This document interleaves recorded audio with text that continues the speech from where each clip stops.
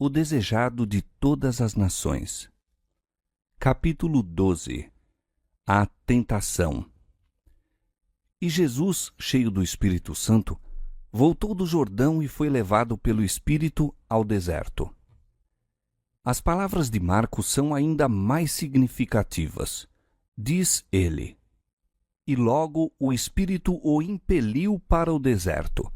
E ali esteve no deserto 40 dias, tentado por Satanás, e vivia entre as feras. E naqueles dias não comeu coisa alguma. Quando Jesus foi levado ao deserto para ser tentado, foi levado pelo Espírito de Deus. Não convidou à tentação. Foi para o deserto para estar sozinho, a fim de considerar sua missão e obra. Por jejum e oração, se devia fortalecer para a sangrenta vereda que lhe cumpria trilhar. Mas Satanás sabia que Jesus fora para o deserto e julgou ser essa a melhor ocasião de se lhe aproximar. Momentosos eram para o mundo os resultados em jogo no conflito entre o príncipe da luz e o líder do reino das trevas. Depois de tentar o homem e pecar, Satanás reclamou a terra como sua e intitulou-se príncipe deste mundo. Havendo levado os pais de nossa raça à semelhança com sua própria natureza, julgou estabelecer aqui seu império. Declarou que os homens o haviam escolhido como seu soberano.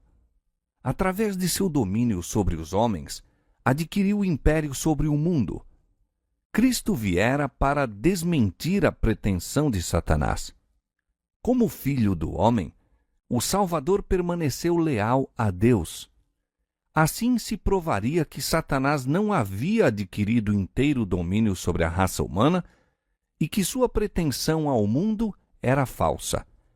Todos quantos desejassem libertação de seu poder seriam postos em liberdade. O domínio perdido por Adão em consequência do pecado seria restaurado. Desde a declaração feita à serpente no Éden: porei inimizade entre ti e a mulher, e entre a sua semente e a tua semente, Gênesis 3,15. Satanás ficara sabendo que não manteria absoluto controle do mundo. Manifestava-se nos homens a operação de um poder que contrabalançaria seu domínio. Profundamente interessado, discernia nessas cerimônias um símbolo de comunhão entre a terra e o céu. Aplicou-se a interceptar essa comunhão. Desfigurou a Deus e deu falsa interpretação aos ritos que apontavam ao Salvador. Os homens foram levados a temer a Deus como um ser que se deleitasse na destruição deles. Os sacrifícios que deveriam haver revelado seu amor eram oferecidos apenas para lhe apaziguar a ira. Satanás excitava as más paixões dos homens a fim de firmar sobre eles o poder. Quando foi dada a palavra escrita de Deus, Satanás estudou as profecias concernentes ao advento do Salvador. De geração a geração, operou no intuito de cegar o povo para essas profecias, de modo a rejeitarem a Cristo em sua vinda. Por ocasião do nascimento de Jesus, Satanás compreendeu que viera alguém divinamente comissionado para lhe disputar o domínio. Tremeu ante a mensagem dos anjos que atestava a autoridade do recém-nascido rei. Satanás bem sabia a posição ocupada por Cristo no céu como o amado do Pai. Que o Filho de Deus viesse à terra como homem encheu-o de assombro e apreensão. Não podia penetrar o mistério desse grande sacrifício. Sua alma egoísta não compreendia tal amor pela iludida raça. A glória e a paz do céu e a alegria da comunhão com Deus não eram senão fracamente percebidas pelos homens. Mas bem as conhecia Lúcifer, o querubim cobridor. Desde que perdera o céu, estava decidido a vingar-se, levando outros a partilhar de sua queda. Isso faria ele, induzindo-os a desvalorizar as coisas celestiais e a pôr o coração nas terrestres. Não sem obstáculos, devia o comandante celestial conquistar a humanidade para seu reino. Desde criancinha em Belém, foi continuamente assaltado pelo maligno. A imagem de Deus era manifesta em Cristo e nos conselhos de Satanás se decidiu que fosse vencido. Não viera ainda ao mundo algum ser humano que escapasse ao poder do enganador. Foram-lhe soltas no encalço as forças da confederação do mal, empenhando-se contra ele no intuito de, se possível, vencê-lo. Quando do batismo de Cristo, Satanás achava-se entre os espectadores. Viu a glória do Pai cobrir o Filho. Ouviu a voz de Jeová testificando da divindade de Jesus. Desde o pecado de Adão, estivera a raça humana cortada da direta comunhão com Deus.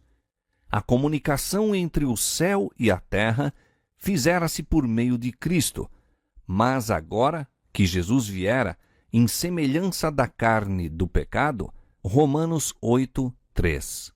O próprio Pai falou. Dantes, comunicara-se com a humanidade por intermédio de Cristo. Fazia-o agora em Cristo. Satanás esperara que, devido ao aborrecimento de Deus pelo pecado, se daria eterna separação entre o céu e a terra. Era, no entanto, agora manifesto que a ligação entre Deus e o homem fora restaurada. Satanás viu que ou venceria ou seria vencido. Os resultados do conflito envolviam demasiado para ser ele confiado aos anjos confederados. Ele próprio devia dirigir em pessoa o conflito. Todas as forças da apostasia se puseram a postos contra o Filho de Deus. Cristo se tornou o alvo de todas as armas do inferno. Muitos há que não consideram esse conflito entre Cristo e Satanás como tendo relação especial com sua própria vida. Pouco interesse tem para eles. Mas essa luta repete-se nos domínios de cada coração. Ninguém abandona jamais as fileiras do mal para o serviço de Deus sem enfrentar os assaltos de Satanás. As sedutoras sugestões a que Cristo resistiu foram as mesmas que tão difícil achamos vencer. A pressão que exerciam sobre ele era tanto maior quanto seu caráter era superior ao nosso. Com o terrível peso dos pecados do mundo sobre si, Cristo suportou a prova quanto ao apetite, o amor do mundo e da ostentação que induz à presunção. Foram essas as tentações que derrotaram Adão e Eva e tão prontamente nos vencem a nós. Satanás apontara o pecado de Adão como prova de que a lei de Deus era injusta e não podia ser obedecida. Cristo devia redimir em nossa humanidade a falha de Adão. Quando este fora vencido pelo tentador, entretanto, não tinha sobre si nenhum dos efeitos do pecado. Encontrava-se na pujança da perfeita varonilidade, possuindo o pleno vigor da mente e do corpo. Achava-se circundado das glórias do Éden e em comunicação diária com seres celestiais. Não assim quanto a Jesus, quando penetrou no deserto para medir-se com Satanás. Por 4.000 anos estivera a raça a decrescer em forças físicas, vigor mental e moral, e Cristo tomou sobre si as fraquezas da humanidade degenerada. Unicamente assim podia salvar o homem das profundezas de sua degradação. Pretendem muitos que era impossível Cristo ser vencido pela tentação. Neste caso, não teria sido colocado na posição de Adão. não poderia haver obtido a vitória que aquele deixara de ganhar. Se tivéssemos, em certo sentido, um mais probante conflito do que teve Cristo, então ele não estaria habilitado para nos socorrer. Mas nosso Salvador se revestiu da humanidade com todas as contingências da mesma. Tomou a natureza do homem com a possibilidade de ceder à tentação. Não temos que suportar coisa nenhuma que ele não tenha sofrido. Para Cristo, como para o Santo Par no Éden, foi o apetite o terreno da primeira grande tentação. Exatamente onde começara a ruína, deveria começar a obra de nossa redenção. Como pela desobediência com o apetite caíra Adão, assim, pela negação do mesmo, devia Cristo vencer. E tendo jejuado 40 dias e 40 noites, depois teve fome. E chegando-se a ele o tentador, disse: Se tu és o Filho de Deus, manda que estas pedras se tornem em pães. Ele, porém, respondendo, disse: Está escrito, nem só de pão viverá o homem, mas de toda a palavra que sai da boca de Deus. Do tempo de Adão ao de Cristo, a condescendência própria havia aumentado o poder dos apetites e paixões, tendo eles domínio quase ilimitado. Os homens se haviam aviltado e ficado doentes, sendo-lhes de si mesmos impossível vencer. Cristo venceu em favor do homem pela resistência à severíssima prova. Exercitou, por amor de nós, um autodomínio mais forte que a fome e a morte. E nessa vitória estavam envolvidos outros resultados que entram em todos os nossos conflitos com o poder das trevas.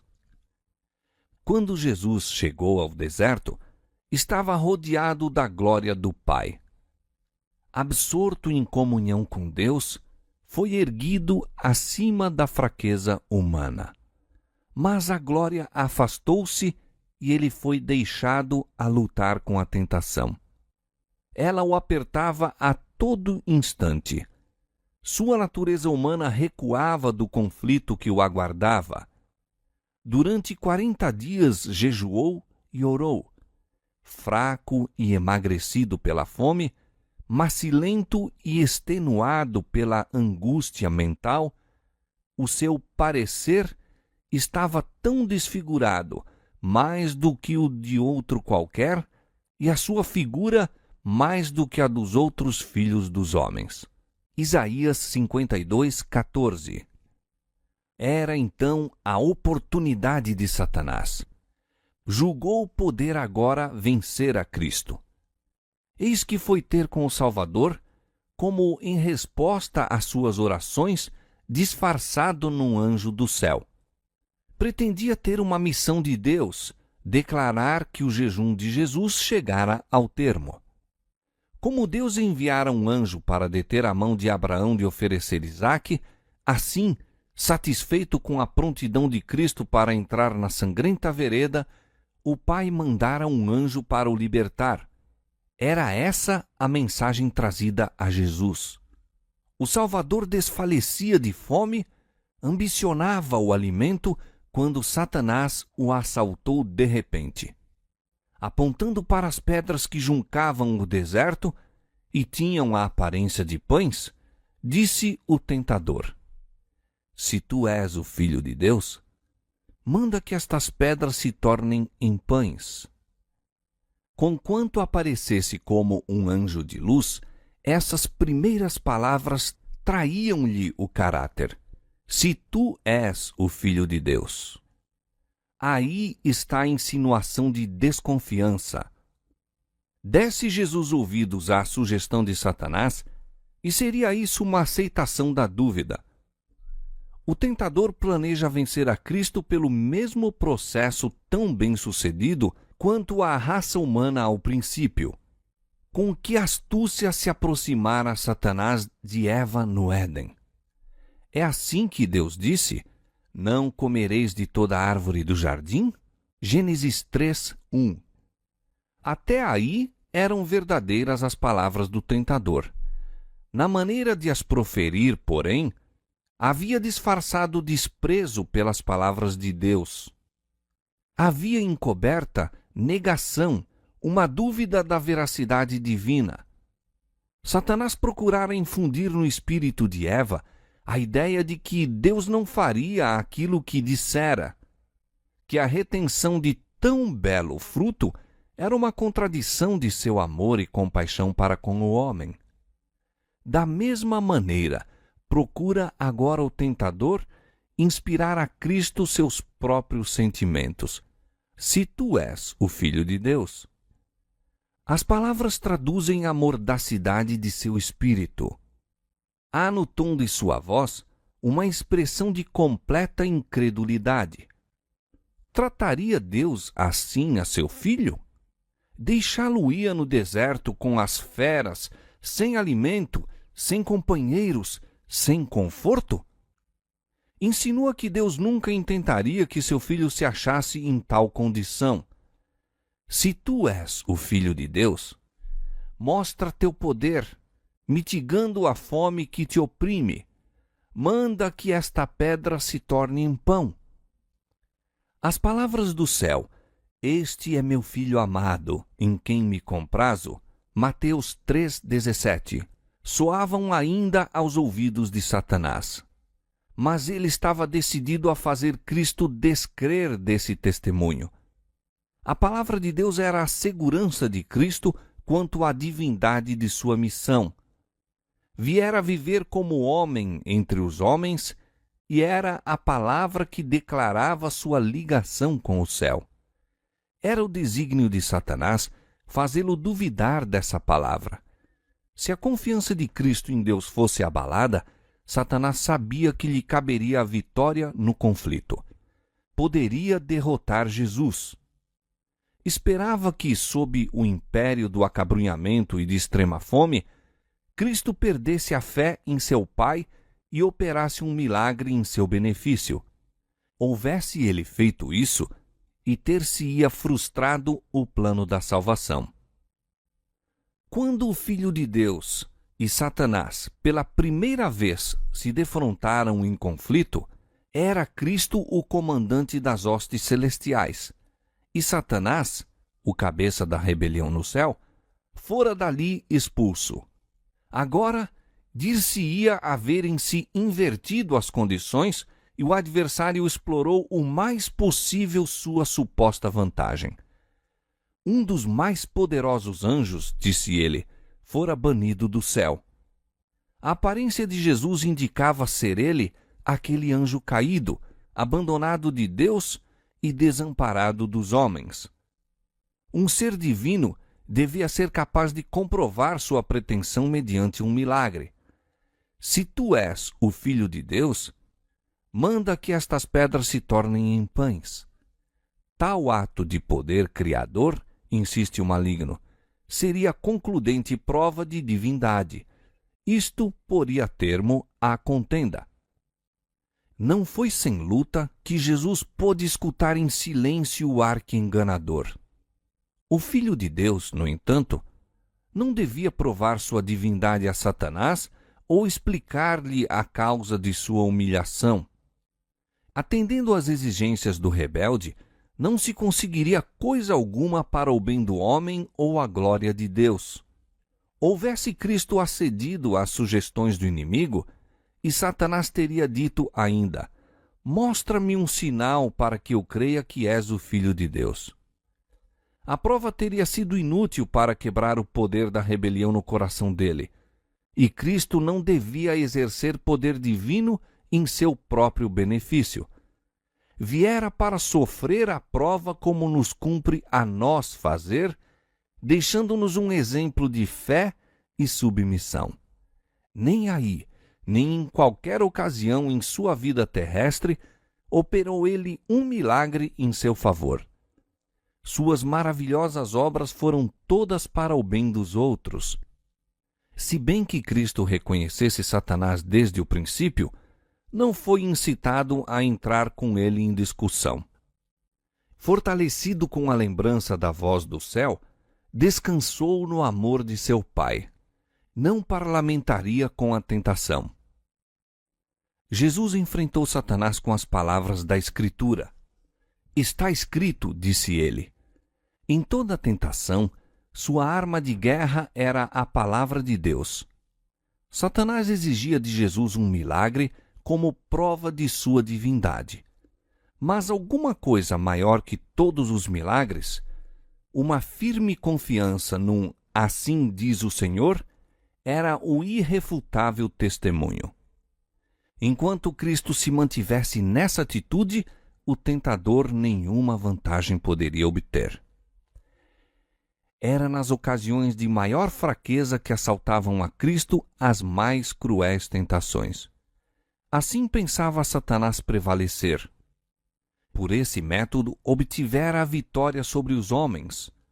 Quando a resistência desfalecia, a força de vontade se debilitava e a fé deixava de repousar em Deus, então eram vencidos os que se haviam há muito e valorosamente mantido ao lado do direito.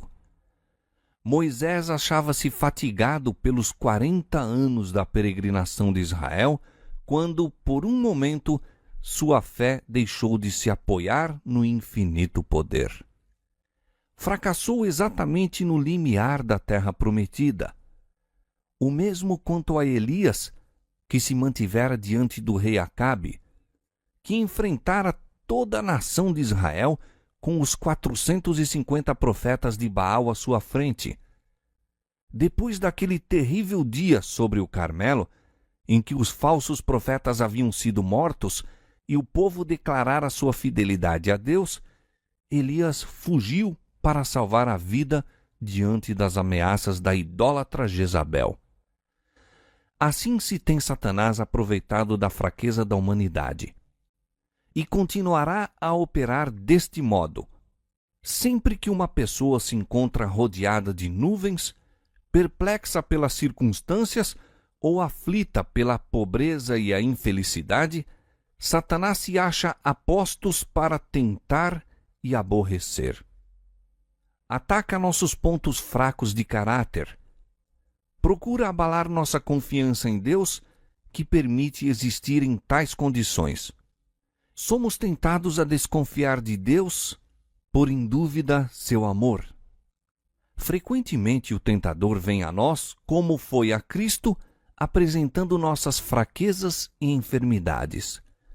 Espera desanimar-nos a alma e romper nossa ligação com Deus. Então está seguro de sua presa. Se o enfrentássemos como Jesus fez, haveríamos de escapar a muita derrota. Parlamentando com o inimigo, damos-lhe vantagem. Quando Cristo disse ao tentador, "Nem só de pão viverá o homem, mas de toda palavra que sai da boca de Deus", repetiu as mesmas palavras que, mais de 1400 anos atrás, ele dissera a Israel.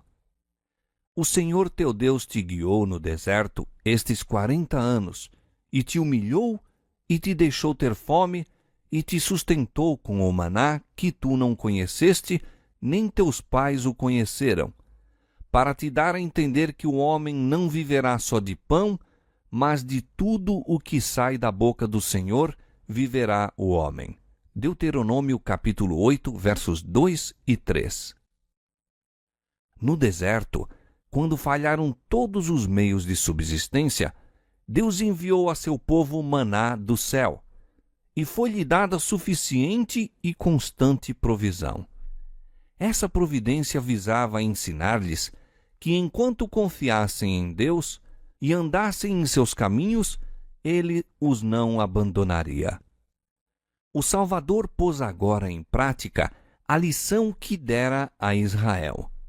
Pela palavra de Deus fora prestado socorro às hostes hebraicas, e pela palavra seria a ele concedido a Jesus. Ele aguardava o tempo designado por Deus para o socorrer. Achava-se no deserto em obediência a Deus e não obteria alimento por seguir as sugestões de Satanás. Em presença do expectante universo, Testificou ele ser menor desgraça sofrer, seja o que for, do que afastar-se de qualquer modo da vontade de Deus. Nem só de pão viverá o homem, mas de toda palavra que sai da boca de Deus. Muitas vezes, o seguidor de Cristo é colocado em situação em que não lhe é possível servir a Deus e continuar seus empreendimentos mundanos.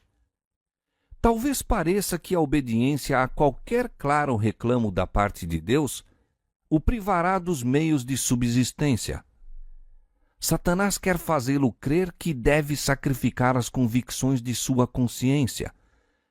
Mas a única coisa no mundo em que podemos repousar é a palavra de Deus. Buscai primeiro o reino de Deus e a sua justiça, e todas as outras coisas vos serão acrescentadas. Mateus 6,33. Mesmo nesta vida, não nos é proveitoso apartar-nos da vontade de nosso Pai no céu. Quando aprendemos o poder de sua palavra, não seguiremos as sugestões de Satanás para obter alimento ou salvar a vida. Nossa única preocupação será: qual é o mandamento de Deus? Qual sua promessa? Sabendo disso, obedeceremos ao primeiro e confiaremos na segunda. Na última grande batalha do conflito com Satanás, os que são leais a Deus hão de ser privados de todo o apoio terreno. Por se recusarem a violar-lhe a lei em obediência a poderes terrestres, ser-lhes-á proibido comprar ou vender. Será afinal decretada a morte deles. Ver Apocalipse capítulo 13, verso 11 a 17. Ao obediente, porém, é dada a promessa: este habitará nas alturas. As fortalezas das rochas serão o seu alto refúgio, o seu pão lhe será dado, as suas águas são certas. Isaías capítulo 33, verso 16. Por essa promessa viverão os filhos de Deus. Quando a terra estiver assolada pela fome, serão alimentados. Não serão envergonhados nos dias maus, e nos dias de fome se fartarão.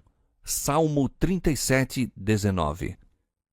Daquele tempo de angústia, prediz o profeta Abacuque, e suas palavras exprimem a fé da igreja. Portanto, ainda que a figueira não floresça, nem haja fruto na vide, o produto da oliveira minta e os campos não produzam mantimento, as ovelhas da malhada sejam arrebatadas e nos currais não haja vacas, todavia eu me alegrarei no Senhor, exaltarei no Deus da minha salvação. Abacuque capítulo 3, versos 17 e 18. De todas as lições a serem aprendidas da primeira grande tentação de nosso Senhor, nenhuma é mais importante do que a que diz respeito ao controle dos apetites e paixões. Em todos os séculos, as tentações mais atraentes à natureza física têm sido mais bem-sucedidas em corromper e degradar a humanidade. Satanás opera por meio da intemperança para destruir as faculdades mentais e morais concedidas por Deus ao homem como inapreciável dom. Assim se torna impossível ao homem apreciar as coisas de valor eterno. Através de condescendências sensuais, busca ele apagar na alma todo traço de semelhança com Deus. As irrefreadas satisfações da inclinação natural e a consequência enfermidade e degradação que existiam ao tempo do primeiro advento de Cristo dominarão de novo com intensidade agravada antes de sua segunda vinda. Cristo declara que as condições do mundo serão como nos dias anteriores ao dilúvio e como em Sodoma e Gomorra. Todas as imaginações dos pensamentos do coração serão más continuamente. Vivemos mesmo ao limiar daquele terrível tempo E a nós convém a lição do jejum do Salvador. Unicamente pela inexprimível angústia suportada por Cristo, podemos avaliar o mal da irrefreada satisfação própria. Seu exemplo nos declara que nossa única esperança de vida eterna é manter os apetites e paixões sob sujeição à vontade de Deus. Em nossa própria força, é-nos impossível escapar aos clamores de nossa natureza caída. Satanás trar-nos-á tentações por este lado. Cristo sabia que o inimigo viria a toda a criatura humana para se aproveitar da fraqueza hereditária e, por suas falsas insinuações, enredar todos cuja confiança não se firma em Deus. E, passando pelo terreno que devemos atravessar, nosso Senhor nos preparou o caminho para a vitória.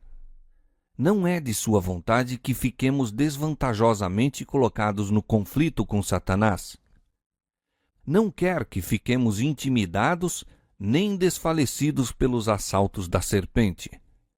Tende bom ânimo, diz ele, eu venci o mundo.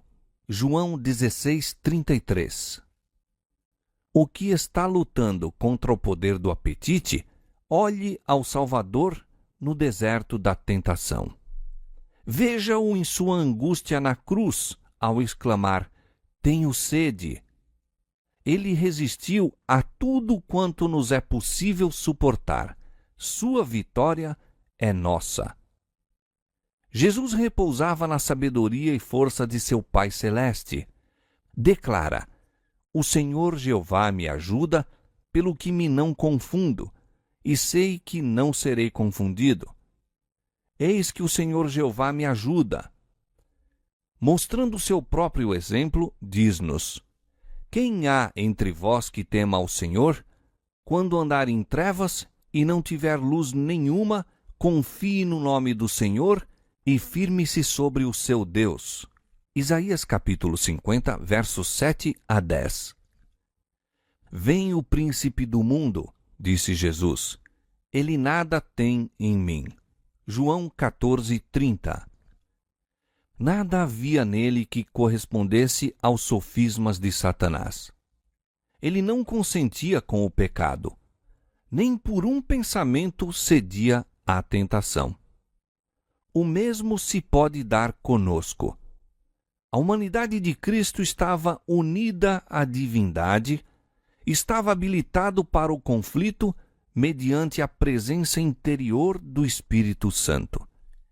E veio para nos tornar participantes da natureza divina. Enquanto a ele estivermos ligados pela fé, o pecado não mais terá domínio sobre nós. Deus nos toma a mão da fé e a leva a apoderar-se firmemente da divindade de Cristo, a fim de atingirmos a perfeição de caráter. E a maneira por que isso se realiza, Cristo nos-la mostrou. Por que meio venceu no conflito contra Satanás? Pela palavra de Deus. Unicamente pela palavra pôde resistir à tentação. Está escrito, dizia, e são-nos dadas grandíssimas e preciosas promessas para que por ela fiqueis participantes da natureza divina, havendo escapado da corrupção que pela concupiscência há no mundo. 2 Pedro 1:4. Toda a promessa da palavra de Deus nos pertence. De tudo que sai da boca de Deus, havemos de viver. Quando assaltados pela tentação, não olheis as circunstâncias ou a fraqueza do próprio eu, mas ao poder da palavra. Pertence-vos toda a sua força. Escondi a palavra no meu coração, diz o salmista, para eu não pecar contra ti. Pela palavra dos teus lábios me guardei das veredas do destruidor. Salmo 119, versos 11 e Salmo 17, verso 4.